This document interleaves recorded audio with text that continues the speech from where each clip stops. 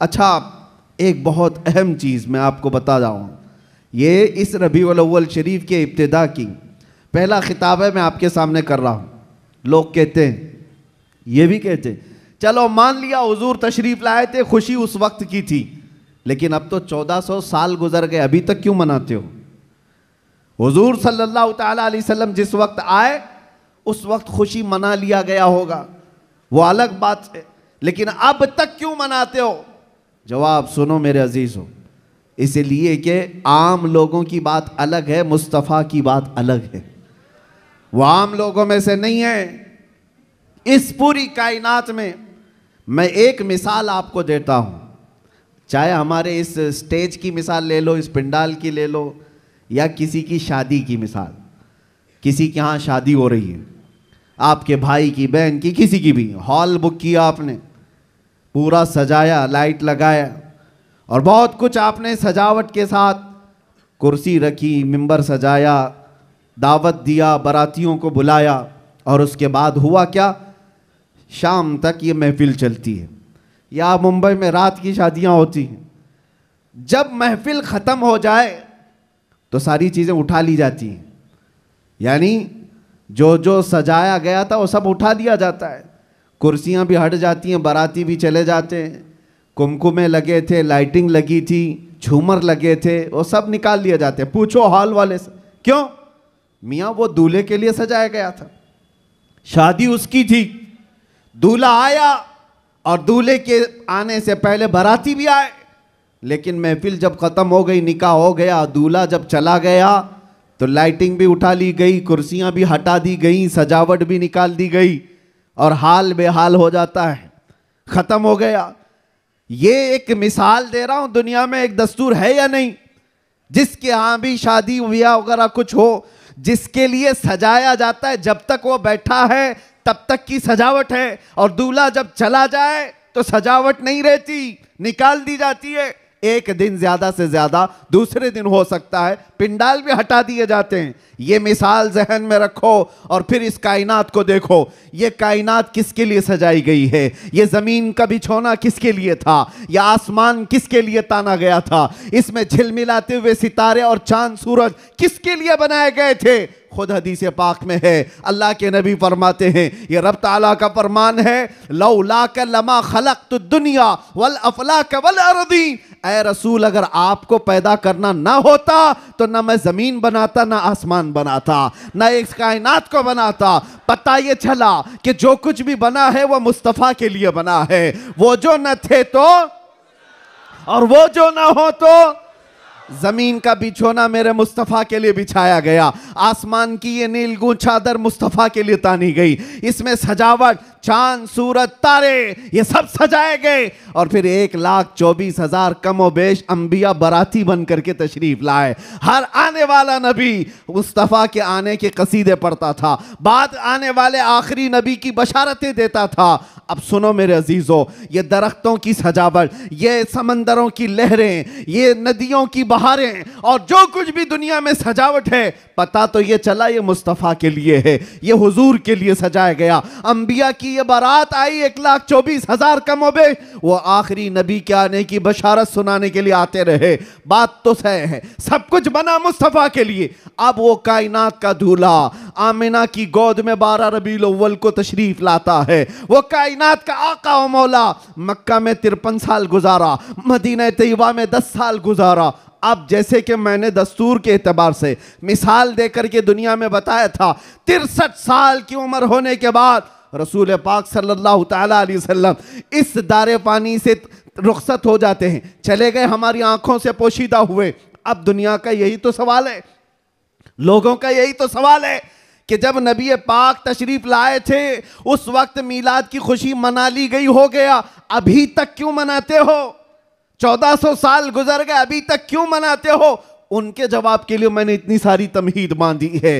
उनको ये कहता हूं, ये दुनिया की मिसाल अलग है, जब दूल्हा उठ करके चला जाता है तो सजावट भी खत्म होती है। हमने तूने देखा जमीन अभी भी बाकी है, आसमान अभी भी बाकी है, चांद सूरज की रोशनियां अभी भी झिलमिला रही हैं, न दरख्त कम हुए, न समंदरों की लहरें कम हुई, न दरियाओं की तुग़यानियां। इस कायनात की रंग और रोशन और जो भी चमक है उसी तरह बरकरार है। पता क्या चला? चांद से पूछो, सितारों से पूछो, सूरज से पूछो, जमीन और आसमान के इस पूरे ताने बाने को पूछो, अभी तक तुम क्यों बाकी हो?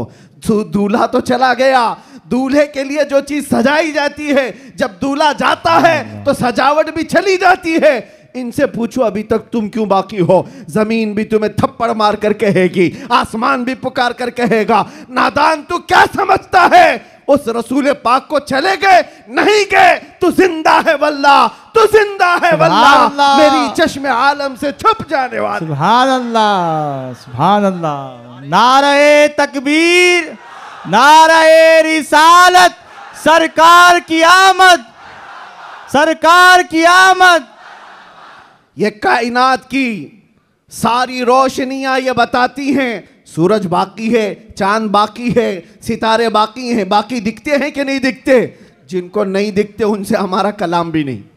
जिनको दिख रही ये सारी चीजें, उनसे मैं कह रहा हूं ये सारी चीजें चमक चमक चमक करके तुम्हें बता रही हैं दूल्हा सिर्फ छुपा है, गया नहीं है। बेशक, सुभान अल्लाह। कायनात का आका पर्दा अपने चेहरे पर डाल दिया, या फिर ये तकाज़ा बशरियत है वादा इलाही के मुताबिक।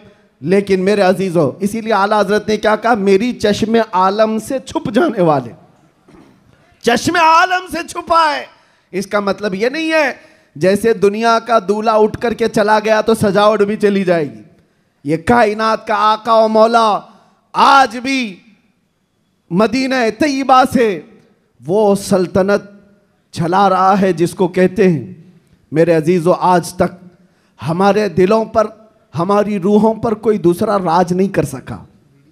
वो कोई और होंगे जो किसी के आगे पीछे घूमते होंगे, लेकिन सच बताऊं करोड़ों मुसलमानों पर आज भी जिसकी हुक्मरानी है उसको कहा जाता है आई नई हुकूमत सिक्का नया चलेगा, आई नई हुकूमत सिक्का नया चलेगा। आलम में रंग बदला सुबह शबे विलादत, सुभान अल्लाह। हुजूर की विलादत की सुबह से जो हुक्मरानी तब्दील हुई है वो क़यामत तक नहीं बदल सकती।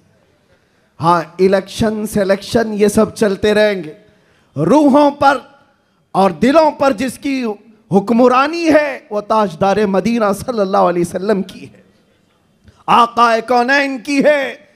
इसीलिए मेरे मुर्शिद गिरामी हुजूर सय्यदी ताजुश शरिया रहमतुल्लाह ताला अलैह फरमाते हैं, जहां बानी अता कर दें भरी जन्नत हिबा कर दें। नबी मुख्तार कुल हैं जिसे जो चाहे अता कर दे, नबी मुख्तार कुल हैं जिसे जो चाहे अता कर दे। हाँ, एक शेर आपकी इस नात का है, नबी मुख्तार कुल हैं जिसे जो चाहे अता कर दे। इसी तरह वो कहते हैं जमीन को आसमां कर दे, सुरैया को सरा कर दे। ये कौन कर सकता है? जिसको अल्लाह ने वो हुक्मरानी अता की हो, वो बादशाही अता की हो। हमारा बादशाह वो ताजदार मदीना सल्लल्लाहु अलैहि वसल्लम की ही ज़ात है हमारे। इसीलिए आला हजरत ने हुजूर सल्लल्लाहु ताला अलैहि वसल्लम के जो लक़ब हैं उन अलक़ाब में एक लक़ब ये भी जिक्र किया है, मालिकु रिक़ाबिल उम्म, उम्मत के सारे इंसानों की गर्दनों का तन्हा मालिक, हम सब की गर्दनों का मालिक।